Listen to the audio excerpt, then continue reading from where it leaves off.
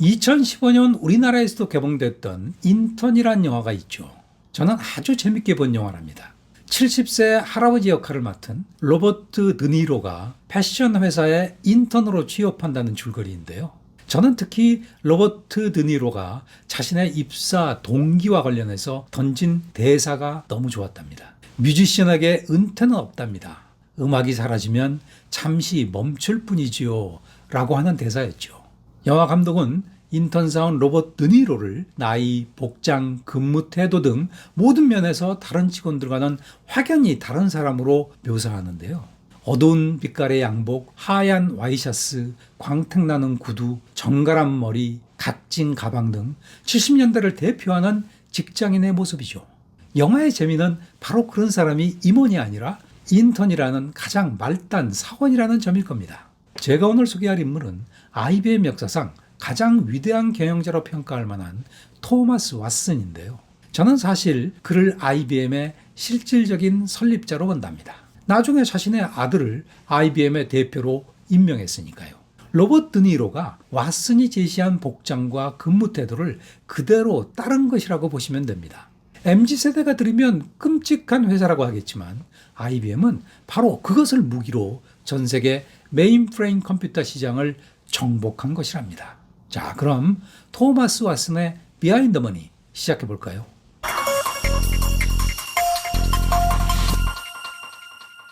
토마스 왓슨은 1874년 뉴욕주에서 태어났는데요. 아버지가 꽤 규모가 있는 목재업을 했기 때문에 비교적 유복한 유년 생활을 보냈죠.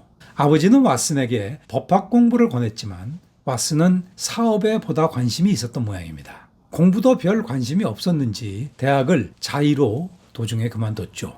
이후 5년 정도 다양한 제품을 판매하는 웹판원 일을 했다고 하는데요. 이걸로 미루어 보면 왓슨은 영업 일을 좋아했던 것 같습니다. 그러다 그의 나이 22살 때 영업 일을 제대로 배워볼 생각으로 NCR이라는 금전 등록기 회사에 영업사원으로 들어가게 되는데요.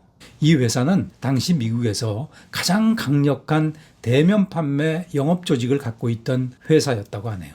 그런데 취업 초기 왓슨의 영업 실적은 한동안 별로 좋지 않았던 모양입니다. 그러다가 존 레인지라는 인생의 멘토를 만나게 되는데요.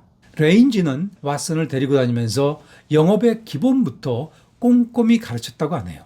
그리고 몇 년 만에 왓슨은 NCR에서 가장 실적이 좋은 영업사원이 됐고 취업 7년 만에 임원까지 승진하게 된 것이랍니다. 왓슨은 이 과정에서 영업 능력은 타고나는 것이 아니라 배워서 익힐 수 있는 역량임을 깨닫게 된 것 같은데요.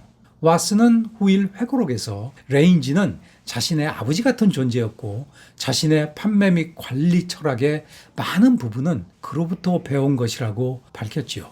예컨대 판매가 잘 되지 않아서 의기소침해지는 날이 자주 있죠.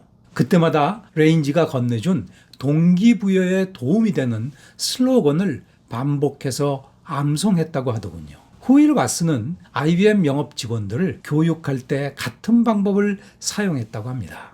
그런데 1912년 승승장구하던 왓슨에게 뜻하지 않은 위기가 찾아온답니다.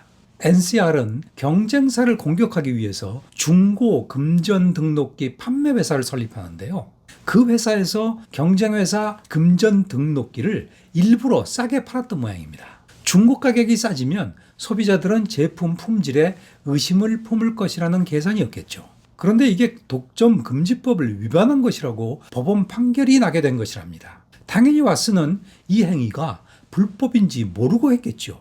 하지만 왓슨을 포함해서 NCR 임원 28명이 독점금지법 유죄 판결을 받게 되었죠. 회사는 왓슨을 어쩔 수 없이 해고할 수밖에 없었고요. 왓슨은 NCR로부터 거액의 전별금을 받았다고 하더군요.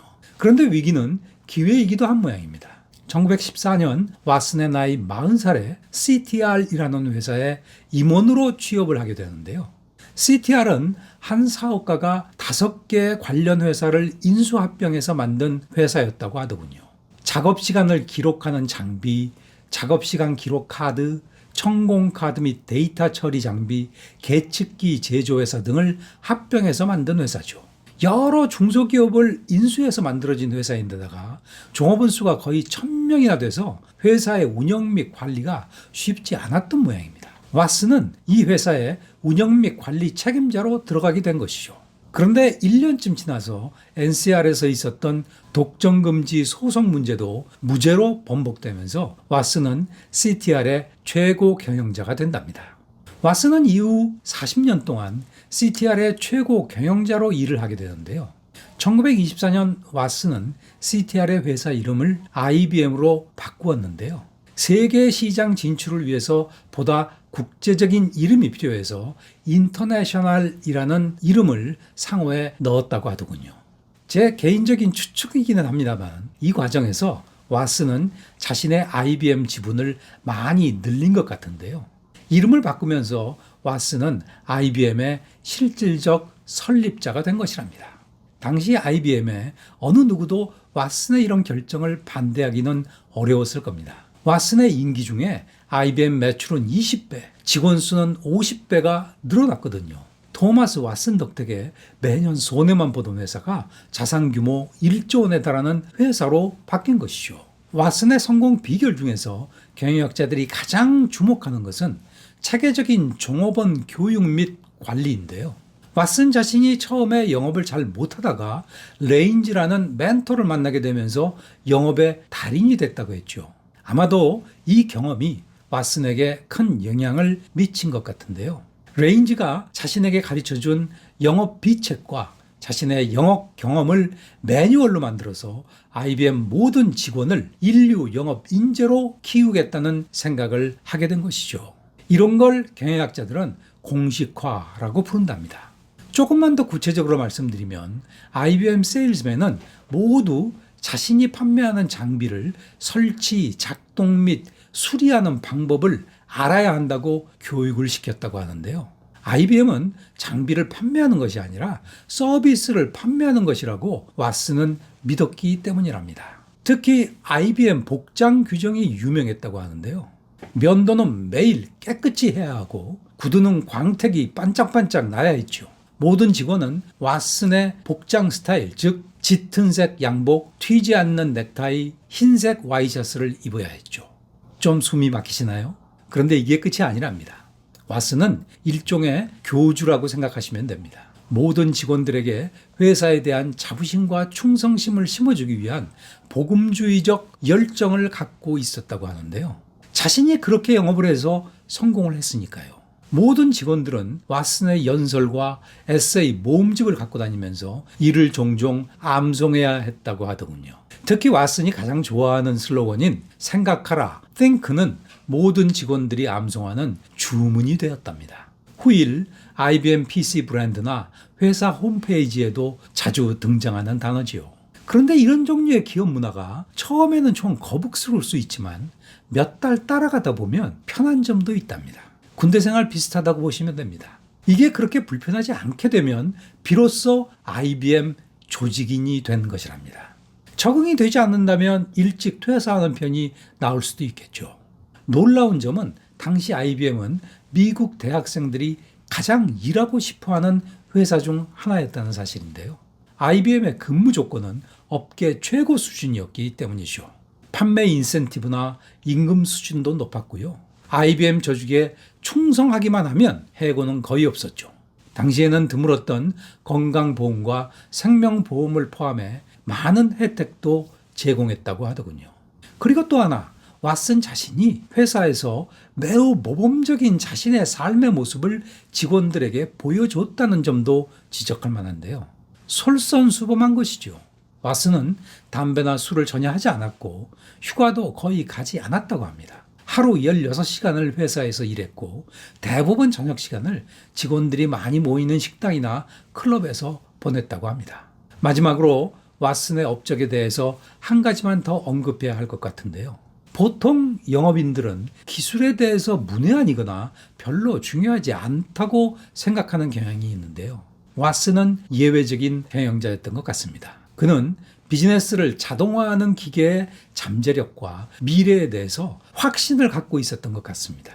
이런 믿음이 있었기 때문에 이미 1930년대에 기술 연구소를 설립했고 40년대가 되면 IBM은 비즈니스 기계 분야에서 독보적으로 많은 특허를 보유하게 된답니다. 이런 준비가 되어 있었기 때문에 50년대에 메인프레임 컴퓨터를 가장 먼저 출시할 수 있었던 것이죠.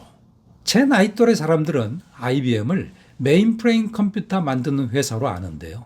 그런데 IBM이 메인프레임 컴퓨터 IBM 650을 처음 출시한 것은 1953년이랍니다. 이때는 왓슨이 이미 회장으로 일선에서 물러나서 아들 토마스 왓슨 주니어가 사장으로 있을 때이거든요. 그러니 메인프레임 컴퓨터는 아들의 업적으로 보는 것이 맞을지 모르겠습니다.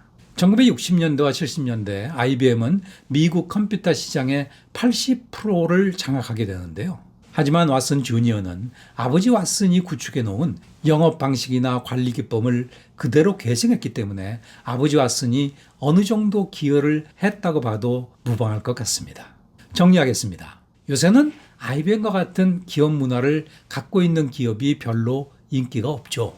복장을 규제하거나 슬로건을 복창하는 회사는 시대에 뒤떨어진 회사로 취급을 받는 것 같습니다. 회사도 시대에 발맞춰 기업 문화를 바꾸는 것이 바람직하겠죠.